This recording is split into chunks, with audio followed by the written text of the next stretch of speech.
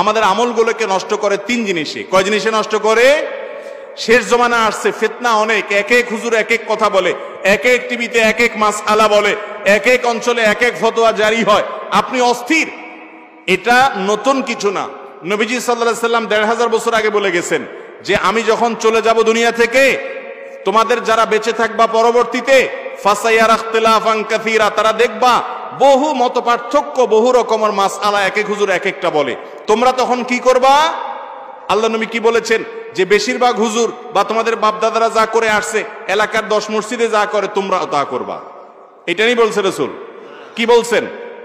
তিনি বলেছেন এইরকম পরিস্থিতি যখন দেখবা যে এক একজন এক একটা করে, তখন তোমরা জানার চেষ্টা করবা, খোঁজার চেষ্টা করবা, অনুসন্ধান চালাবা, বিবেককে খাটাবা যে আমাদের নবীজি সাল্লাল্লাহু আলাইহি সাল্লাম কি করেছেন। হাদিস খুলবা, কোরআন খুলবা এবং সেটাকে আঁকড়ে ধরবা। তার সাথে যার কথা মিলে, সে যদি আফ্রিকার মানুষও হয়, সে যদি সাধারণ মানুষও হয়, তার কথা তুমি মেনে চলবা, তার কথা নয়, কোরআন হাদিসের আলোকে হওয়ার কারণে। তাহলে তুমি নাজাত পাবে, হেদায়েত পাবে। অতএব আমরা সুন্নতে রাসূলের অনুকরণ করব তো ইনশাআল্লাহ। মন গড়া কথা বাদ দেব তো ইনশাআল্লাহ। বাপ দাদা বা দশে কি করে সেটা নয়, আমাদের মানদণ্ড হবে আমাদের রাসূল কি করেছেন। ঠিক না বে ঠিক? আল্লাহ তাআলা আমাদেরকে মূলের সাথে, স্যাম্পলের সাথে, মডেলের সাথে মিল রেখে আমল করার তৌফিক দান করুন। ইখলাস থাকতে হবে বাবারা। কি থাকতে হবে? ইখলাস। ইখলাসটা কি? ইখলাসটা হলো আল্লাহকে সন্তুষ্ট করার জন্য নেক আমল করা। কাকে সন্তুষ্ট করার জন্য? আল্লাহকে সন্তুষ্ট করার জন্য। আপনি নামাজ পড়ছেন, কিন্তু আপনার ধান্দা হলো মালিক নামাজি তো হুজুর মানুষ, অতএব তার কারখানায় কাজ করলে, তার কোম্পানিতে কাজ করলে, নামাজটা পড়লে তার কাছে ভালো সাজা যাবে, প্রমোশন হবে, চাকরিটা স্ট্রং হবে। আর যদি এখানে নামাজ না পড়ি তাহলে তো আমার সাথে তার ভালো সম্পর্ক হবে না। এই জন্য মালিককে দেখানোর জন্য নামাজ পড়ছেন। এই নামাজের সওয়াব আল্লাহর কাছে পাওয়া যাবে? যাবে না। যেই কোনো ভালো কাজ করেন, নাম্বার 1 ঈমানটা ঠিক আছে কিনা, শিরিক থেকে নিজেকে পরিচ্ছন্ন রাখতে পেরেছেন কিনা, এটা 1 নম্বর শর্ত দেখবেন।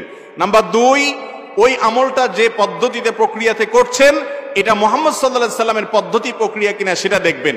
নাম্বার 3 সে আমলটা কি আল্লাহকে খুশি করার জন্য, আল্লাহর কাছ থেকে বিনিময় পাওয়ার জন্য, নাকি দুনিয়ার ধান্দায়, এটা চিন্তা করবেন।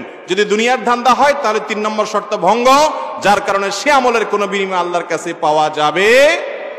আমাদের দেশে অনেক মানুষ আছে হজ করে, ওমরা করে এত গল্প দেয়, এতবার বলে মানুষের কাছে, বলতে বলতে বলতে বলতে ভাবখানা এমন যে উনি মানুষের কাছে গাল গল্প দেওয়ার জন্যই ওমরা বা হজে গেছে। আছে না নাই? ওমরা বা হজে যাওয়ার আগে দেখা যায় এলাকার মানুষকে দাওয়াত দিয়ে খাওয়ায়। এক সময় মানুষ পানির পথে হজে যেত, ওমরা যেত, যেতে মাসকে মাস লেগে যেত, আবার ফিরে আসবে কিনা জানতো না। তখন সবার কাছে মাপটাপ চেয়ে যাওয়ার ব্যাপার ছিল। এখন তো আল্লাহ তাআলা সহজ করে দিয়েছেন, 6 ঘন্টা 7 ঘন্টায় হজে চলে যাওয়া যায়। এখান থেকে ঢাকা যাওয়া যত কঠিন, হজে যাওয়া ঢাকা থেকে জেদ্দা যাওয়া তার চাইতে বহুগুণ সহজ। তো এখন আপনি গোটা এলাকার মানুষকে দাওয়াত দিয়ে খাওয়াইতেছেন, কি উদ্দেশ্য?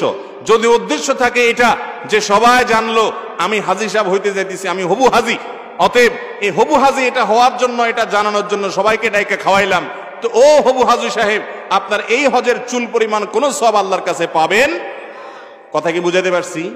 আপনি যদি কাউকে বলেন কোনো কিছু, আপনার নাম বললো, আল্লাহ লিখলো না বা বললো না, আপনি যদি বলেন যে বাবারে বাইরে আল্লাহ তো আমার পশ্চিম দিকে নিছিল, তার মানে আমার নামের শুরুতে আলহাজ নাই কেন, তাহলে আপনার হাজ ওখানেই শেষ, আপনার হজ সেখানেই শেষ। দান করার সময় ভেজালটা সবচেয়ে বেশি হয়। মসজিদে ফ্যান একটা দিচ্ছেন, নাম লিখে দিচ্ছেন সৌজন্যে অমুক, সৌজন্যে তোরাবালি, আছে না নাই? তা আপনি যে আল্লাহর ঘরে মসজিদে ফ্যান দিয়েছেন, এটা কি আল্লাহ জানে না জানে না? অতএব আপনার সওয়াব আল্লাহ দিবে, তিনি জানেন, কিন্তু আপনি নাম লিখে দিলেন। আপনার উদ্দেশ্য যদি হয় এই যা কে দিল, এলাকা মানুষ একটু জানলো, আমার দিকে একটু তাকাইলো, একটু ভাবসাব আসলো, শরীরে একটু ভালো লাগলো যে আমি দিছি, হ্যাঁ একটা ভাব আসলো, তাহলে আপনার ওই আমলের কোন সওয়াব আল্লাহর কাছে পাবেন? 2 টাকা দান করে 10 টাকার ফুটানি এবং 10 টাকার গাল গল্প দেওয়া, এগুলার চরিত্র আমাদের মধ্যে আছে না নাই? মসজিদ মাদ্রাসা ওয়াজ মাহফিলে টাকা পয়সা দিয়ে এরপর আবার